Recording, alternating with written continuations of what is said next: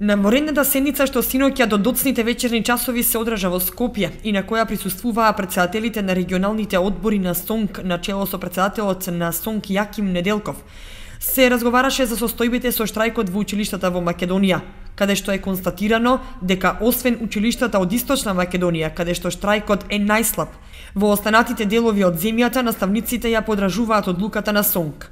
Штрајкот е најмасовен во Струмица, Куманово, Центар, Гостивар, Тетово, Струга, Битола и другите поголеми градови, додека Кочани и регионот е послаб, односно штрајкуваат само раководните лица на СОНК, рече регионалниот координатор Тоше Геров.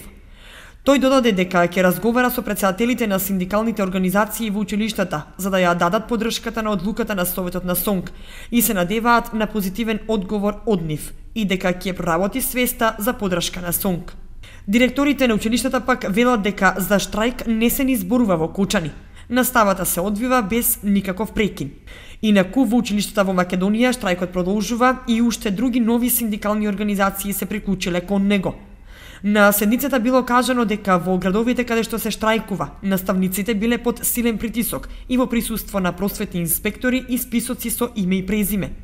Обструкциите се засилиле, а во дел од училиштата веќе се ангажирани и заменски наставници на местата на оние што штрајкуваат. Од друга страна пак, наставниците кои не го подражуваат штрајкот се жалат на притисок од раководството на СОНК, бидејќи биле исклучени од синдикатот. Од Министерството за образование и денеска немаат став за штрајкот на просветните работници. Од СОНК велат дека нема да отстапат од одлуката за штрајк се додека не бидат исполнети барањата за покачување на платите и укинување на казните за наставниците од екстерно.